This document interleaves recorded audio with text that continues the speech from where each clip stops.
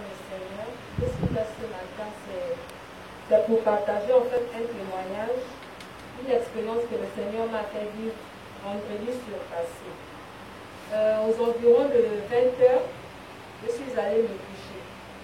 Donc pendant mon sommeil, pendant que je dormais, le songe que j'ai eu, c'est que je me suis retrouvée dans l'une des églises de la place. Et dans cette église, il y avait une dame qui était en train de rendre son témoignage aussi. Donc j'étais assise comme vous êtes assis comme ça, et j'étais en train d'observer la dame en question. Et la dame était en train de dire que le Seigneur lui a fait faire une expérience. Donc pendant que j'étais assise en train d'écouter attentivement ce que la dame disait, je me voyais vivre en fait ce qu'elle racontait. Donc tout d'un coup, j'étais assise et la dame était comme ça, comme je suis debout comme présentement. J'étais en train d'écouter la dame parler et tout d'un coup, je me suis retrouvée au milieu de nulle part. C'est-à-dire, je me suis retrouvée dans un endroit tellement noir, tellement sombre. C'est-à-dire que ce noir-là, je ne l'ai jamais vu ici. Même lorsqu'on dit que la SCG a coupé le courant, là, on voit quand même quelque chose. Parce qu'il y a quand même la lune qui nous éclaire. Mais je me suis retrouvée dans un endroit où je me posais la question de savoir où je suis, où j'étais tellement paniquée, parce que je ne savais pas là où j'étais. Il n'y avait pas de lumière, il n'y avait rien, c'était seulement le noir. Et un noir tellement épais que tu peux même attraper le noir, tu peux saisir ce noir-là. Et c'est comme ça que je suis debout, j'entends deux grosses voix, bien aimées, des voix horribles.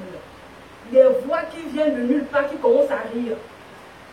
Des voix tellement terrifiantes, je ne sais pas si c'était des démons ou si c'était quoi, je ne sais pas. Mais c'était des voix qui m'ont tellement terrorisée. Et ces voix s'approchaient, j'étais comme debout comme ça, et les voix, je sentais en fait que les voix, quand elles venaient en train de rire, elles s'approchaient de moi. Et ces voix-là me terrorisaient tellement que j'étais là debout, sans savoir quoi faire. Puisqu'il y avait le noir, je ne pouvais pas fuir. J'étais là, j'écoutais comment ces voix, les voix ricanaient, les voix grillaient, elles grondaient en même temps. Et c'est comme ça, les deux ont commencé à parler en même temps. Ils ont dit, on vous a demandé d'adorer et de servir le Seigneur, vous avez refusé. Elles ont continué à répéter, on vous a demandé d'adorer et de servir le Seigneur, vous avez refusé. Donc, quand elles parlaient, en fait, je ne sais pas comment je vais vous expliquer, mais ce que je ressentais en ce moment-là, c'est que je ne sais même pas si je pouvais fuir ou m'enfuir. On vous a interdit de ne pas mettre ces choses. Quand elles ont dit qu'on vous a interdit de ne pas mettre ces choses, le maquillage, les perruques, toutes ces choses-là. Et je tiens aussi à signaler, j'attire l'attention de toutes les femmes qui ont l'habitude de porter les talons. Talons, c'est talons. Le Seigneur ne veut pas que nous mettions les talons. Que ça soit 5 ou 3 cm, ce que le Seigneur veut, c'est des chaussures à semelle basse et pousse le sol. C'est-à-dire que ton pied est en contact avec le sol. Pas des chaussures où tu ajoutes ta taille. Qui ajoute ta taille de 2 ou de 3 cm, tu es déjà dans le mensonge. Donc, porter des chaussures basses, semelle plate. Et les voix ont continué à parler. Elles ont dit, on vous a interdit de mettre ces choses, vous n'avez pas écouté. Et elles ont aussi dit, pour ces femmes-là, vous mettez des jupes transparentes, et après vous mettez des jupons. Donc, c'est-à-dire, tu mets une jupe qui te montre le corps, et après tu mets le jupon. C'est-à-dire, quand tu jupons.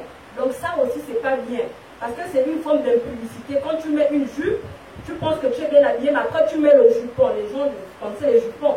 Et quand tu marches, ceux qui te regardent peuvent imaginer comment tu es en bas de ta robe. Elles ont parlé de ça, donc c'est pour attirer. Moi aussi, je mettais les jupes. Bon, je ne savais pas que c'était mal en fait. Je mettais parfois les jupes et voilà quoi, on me voyait. Je ne savais pas que c'était mal, donc j'attire aussi votre attention. Et je pense aussi à mon humble avis que ça ne concerne pas seulement les femmes. Femmes qui mettent des jupes et après en bas de jupe, elles mettent des jupons. Tout ça là aussi, c'est pas bon. Et après avoir parlé de l'aspect extérieur, ils ont évoqué l'aspect intérieur. Ils ont dit qu'on vous a aussi dit, vous vous critiquez entre vous, vous haïssez entre vous, vous parlez mal des autres.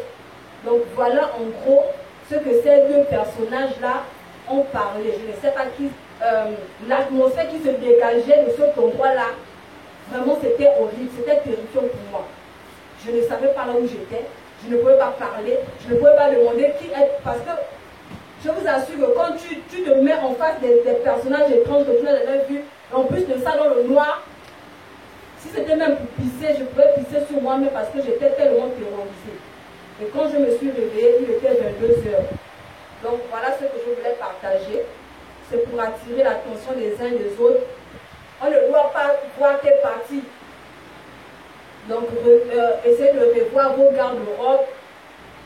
Revoyez vos garde-robes, ce qu'il y a à enlever, les talons, je ne sais quoi. Et aussi, il y a quelque chose qui me vient à l'esprit. Il y a certaines personnes qui sont déjà qui sont liquides. Soit, disons, pour dire, elles disent non, c'est pour enlever comment on appelle ça, la sécheresse sur les lèvres. Alors que toutes ces choses-là, c'est pas bien devant le Seigneur. On ne doit rien ajouter. Tu restes comme tu es sorti des entrailles de ta mère. Tu n'ajoutes rien. Tu ne retranches aussi rien. Donc c'est cela que je voulais partager avec vous. Amen. Amen. Amen.